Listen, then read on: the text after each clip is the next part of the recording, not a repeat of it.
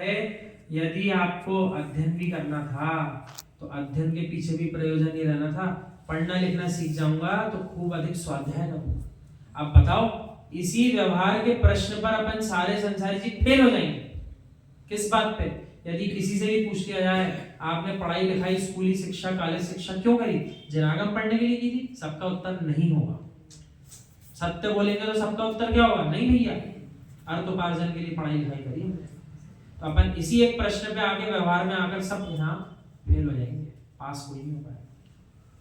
किसी अज्ञ व्यक्ति की रूढ़ियों में जीना या फिर किसी अन्वेषक की बात को तोड़ते जैसे रटते रहना, अहो आश्चर्य, सेब फल पृथ्वी पर ही गिरा अमुक सिद्धांत है।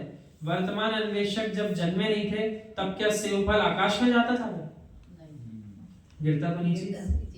अब लेकिन दुनिया भर से पूछो ग्रेविटी का सिद्धांत किसने दिया, तो बोलते न्यूटन ने दिया। तो न्यूटन का जन्म नहीं हुआ था तो अचानक करे सेब गिर के ऊपर जाता था क्या? तब भी तो नीचे ही आता था। लेकिन अपन सबकी मिथ्या कल्पना है कि जिस जीव ने जो सिद्धांत पहली बार जगत को बताया ऐसा हो रहा है भैया, तो होता तो वैसे ही था, अपन ने उसी के नाम से सिद्धांत बना दिया, ये सिद्धांत इनने दिया है। तो इनने नहीं दिया, उनने नहीं दिया, ऐसा त्रैकालिक सिद्धांत है। इनने तो उसको देख करके अपन को बताया कि ऐसा हो रहा है। ठीक है, किसी ने कोई वस्तु की बात की, उसे जानकर अपनी बुद्धि का प्रयोग करना सीखो, या मात्र बाबा वाक्य प्रमाणम पर ही जीते रहोगे, या अज्ञानियों के कहने पर प्रत्येक स्थान पर विरोधी बनकर ही खड़े रहोगे। सत्य दृष्टा सत्यनिष्ठ जीवन जीना सीखो। यानी दो प्रकार से जीवन जियो। एक तो ऐसे लोग होते हैं जो दूसरा कहेगा वैसा करेंगे। एक कौन से? उस पक्ष के लोग हैं कि भाई जो हमसे जो आगे कहेगा ये करो ऐसे करो, हम वैसा वैसा कर देंगे। और दूसरे कौन है? जो कुछ भी कहेगा हम उसका विरोध करेंगे। जो भी बोल रहा होगा, समझा रहा होगा, हम तो अच्छा हो चाहे गलत उसका विरोध करेंगे। तो दो ही प्रकार के जीव संसार में हैं। या तो रत्तू टोटे के समान क्या कर रहे हैं, जिसने जो बोला वही काम करने में लग गए। कमाओ कमाओ तो सब लग गए। तो कमाने की प्रेरणा किसने दी? जो उसी काम में लगे उन्हें ही तो दी, और सब उसके काम में लग गए उसी काम में। अब कोई कम लगा कोई ज्यादा लगा, किसी ने पूरी पाया उसी में निकाल दी। तो ये कर क्या रहे हैं? जैसा जो सिखा रहा है वैसे ही करते चले जाते हैं।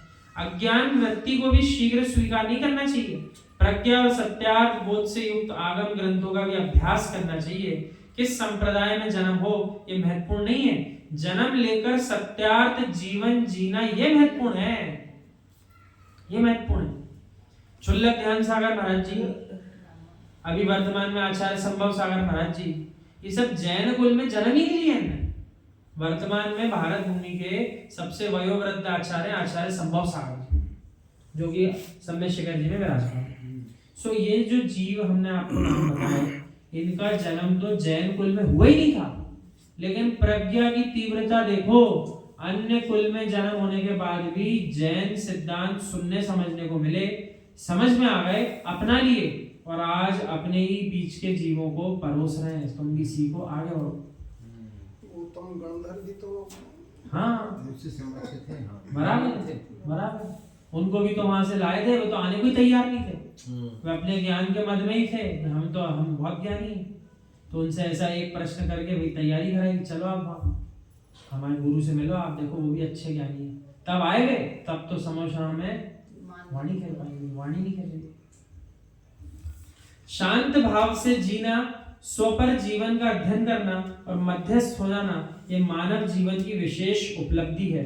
यानी उपलब्धि का जो हमने आपसे सवाल किया था, देखो आज उत्तर आ गया कि जीवन की उपलब्धि क्या है।